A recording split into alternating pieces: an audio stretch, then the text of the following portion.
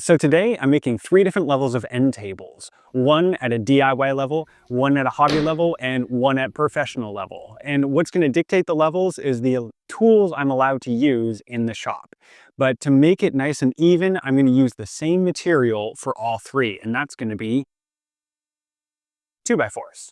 And we'll start with the DIYer who has access to all of these basic tools you'd find in any DIYer's arsenal. And because the tools are simple, the design needs to be too. So I'm going to keep this one pretty straightforward with a simple frame and some slatted boards for the top, making this more of an outdoor style table.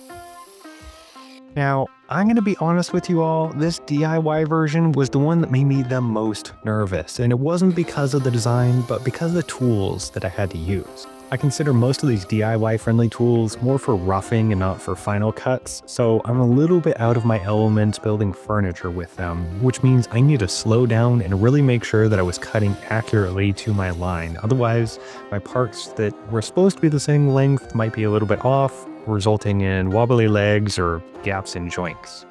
And speaking of joints, we're already ready to assemble, so this project is flying right by. Now, the joints I'm using are pocket holes, and I'm not a big pocket hole user, but I do know enough that I know it's critical to clamp the pieces so that as you drive those screws forward, they don't push the boards around, causing misalignment. And the second thing I know is always use glue when you're using pocket hole screws to give more strength to the joint.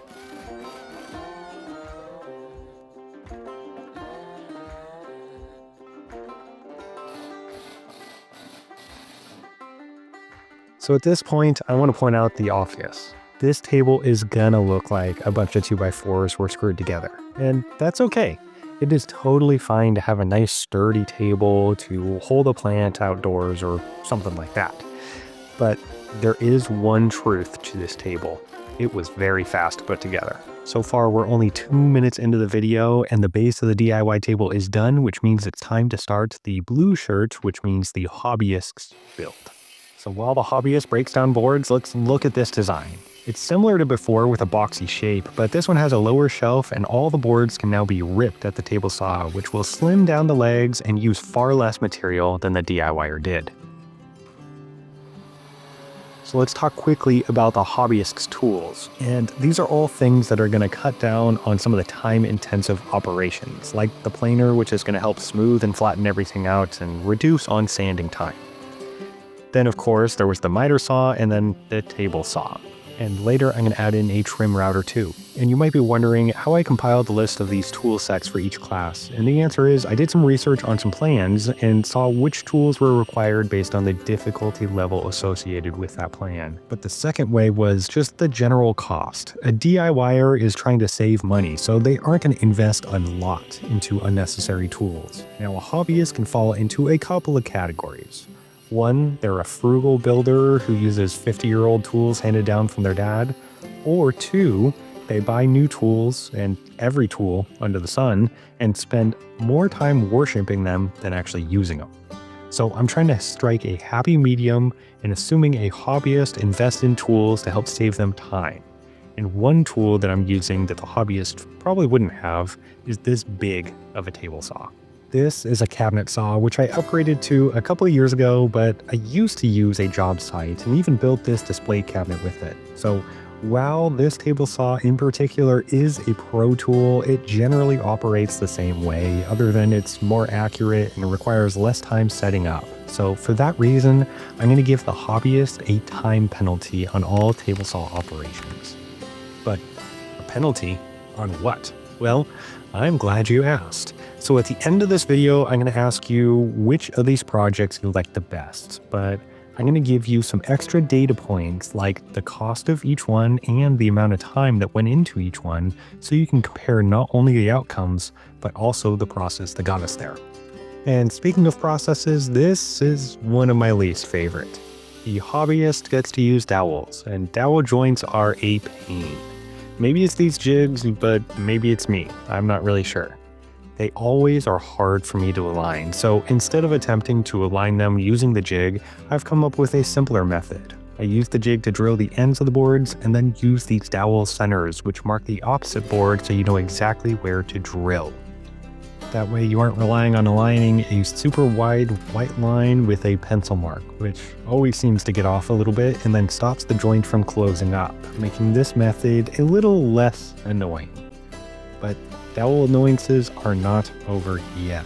They tend to get stuck in the holes, so a way to prevent that from happening is to slightly compress the dowel so that they slide in and out a little bit easier. And once the wood glue goes in, the water in the glue will expand the dowel, causing it to swell into a nice tight fit.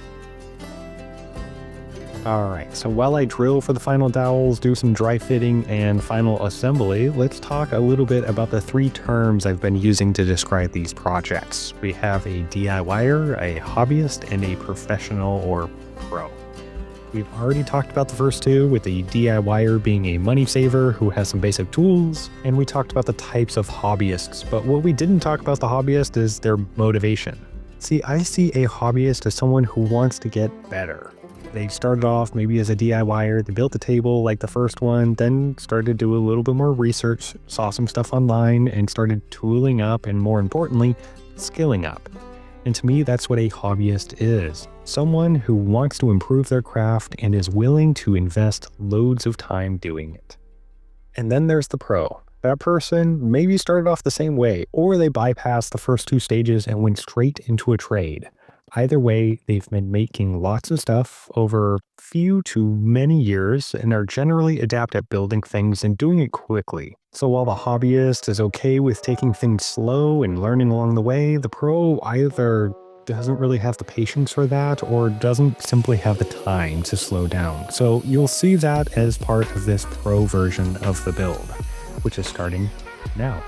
Okay, so for the pro version, we're going to take a look at the design in just a minute, but first what I'm going to do is break down material the same way as before, mill it the same way as before, and then I'm going to start on the top.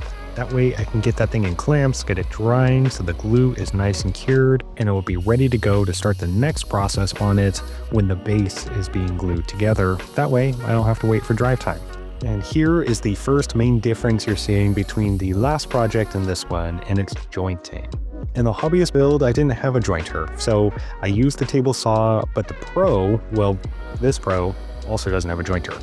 So instead, I'm using the table saw to get a straight edge, and then I'm going to use the planer to plane a opposite straight edge, and then I'll flip the boards over and do the opposite side. That way I get rid of any table saw blade marks, and the boards will be perfect, nice and flat, nice and smooth, and ready for a glue up. Earlier, I didn't show you the glue up of a hobbyist tabletop, and that's so you could see a side-by-side comparison between the two. What I'm doing as the pro is making sure that I make those seams as, well, seamless as possible. That means good milling, but it also means keeping the boards from shifting when they're in the clamps. So parallel clamps will help, but what also helps after spreading all the glue all at once for efficiency is I put the boards together and give them just a little bit of a slide next to each other. That way they kind of grab onto each other and help them from moving around and shifting as I apply the clamping pressure.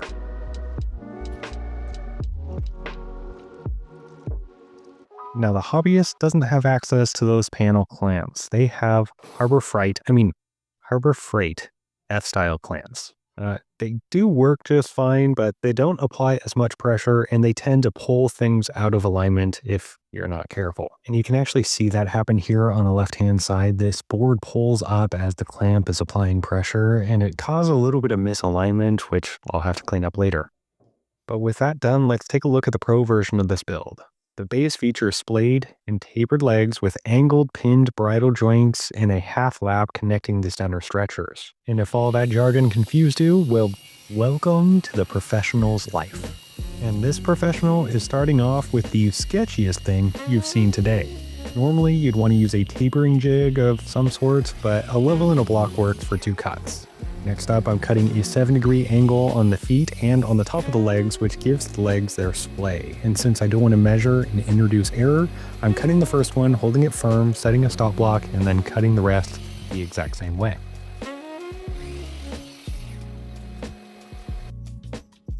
Next up is the bridle joint, and this one's going to be a little bit tricky since there's an angle we have to account for. So I'm setting up the crosscut sled, and this time I'm going to use an offcut from the legs to support the leg.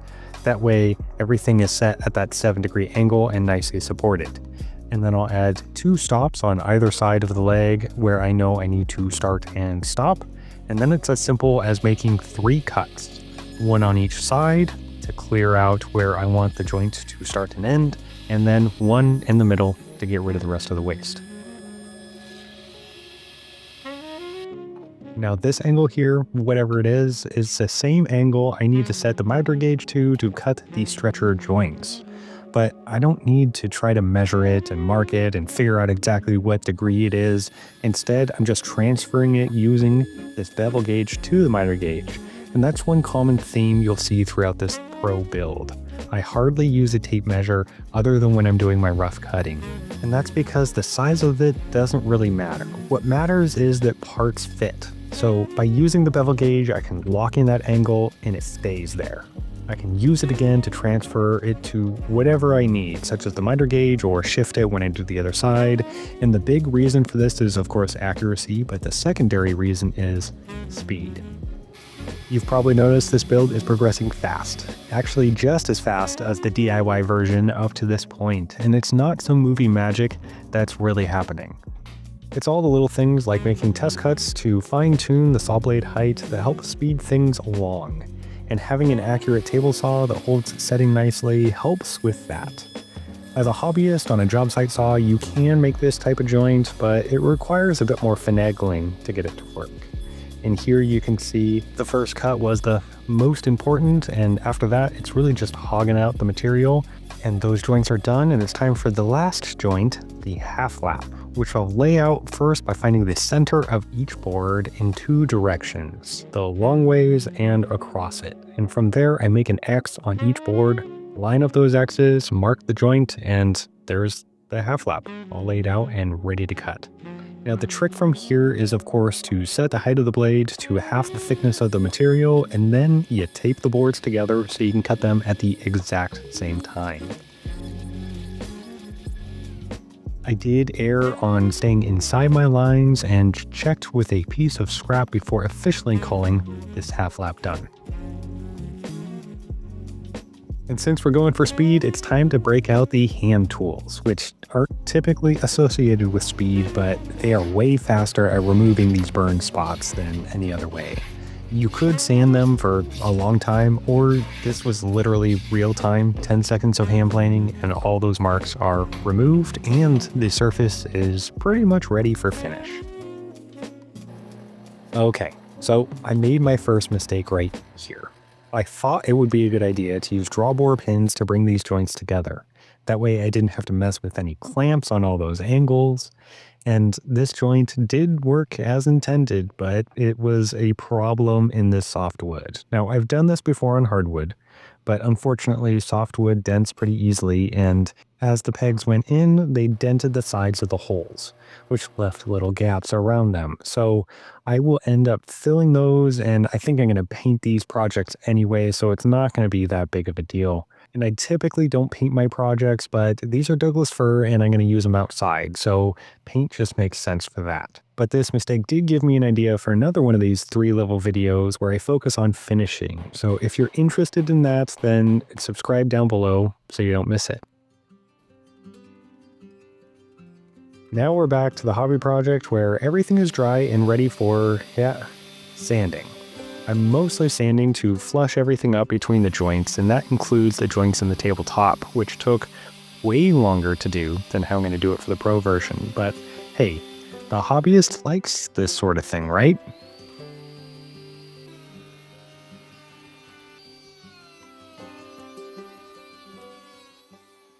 And while the hobbyist is on day 2 of his build, the DIYer is still back on day 1 where it's time to screw the top on using some more, you guessed it, pocket hole screws. I drilled these earlier and now it's time to just sink some screws in using some screws as spacers so they're nice and even.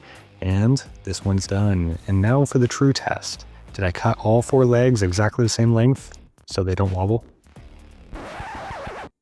Damn. Well, this thing's living outside where it'll probably wobble anyway. As far as tops go, now it's time to attach the Hobbyist tabletop, and for that I'm going to use some Z-clips because Hobbyist likes watching Bourbon Moth and bought a 50-pack of these things off of Amazon, thinking he was going to use a ton of them, and then after using them once, put them in a drawer and forgot that they existed. So I kind of forgot how tall these things are, and I also forgot that the last time I used Z-clips, I actually used wooden clips that I made for this cabinet. So if you want to know how to use Z-clips properly, go watch Bourbon Moth. And if you want 30-something Z-clips that I will never use, then, well, let me know. Now that the first two tables are done, it's time for the Pro to finish up, starting with the top, where you can see the first big difference in getting this thing flat. I'm not going to use the sander. I'm going to instead use a hand plane. Now, if you were in a big shop, you'd probably send this through a drum sander, but I don't have one of those. Instead, I spent a couple of minutes knocking down any of the high ridges with the hand plane and generating some shavings which are perfect for lighting the fire pit.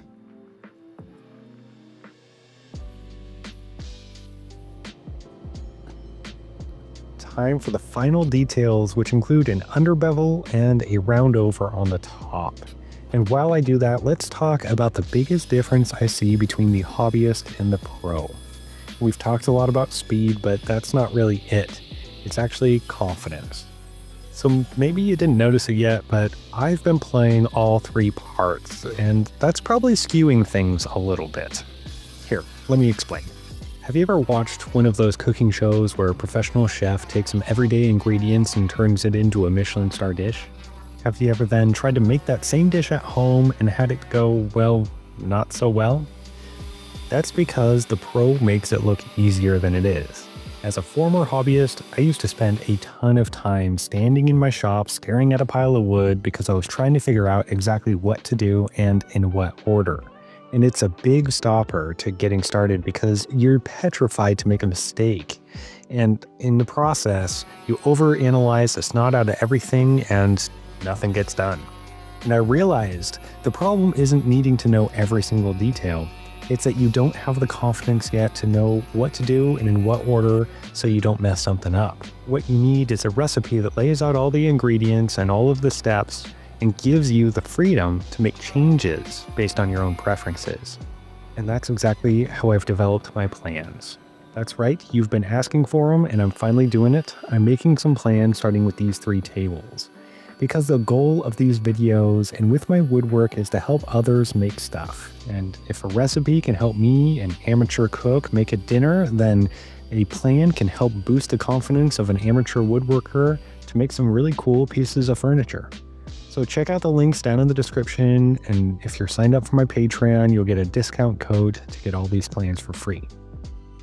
But enough of that, back to the build where the details are done and the half lap is together. And little known tip, you don't have to wait very long for glue to dry. About an hour, and this joint is dry enough to ease the round over into the corners, which is the last thing to do before attaching the top and calling this one done. But before you go, don't forget to vote. And to do that, since there isn't a voting system on YouTube, you'll have to leave a comment. So start it with either DIY, Hobbyist, or Pro so I know which one you like best. And feel free to tell me in that comment what you like best about it.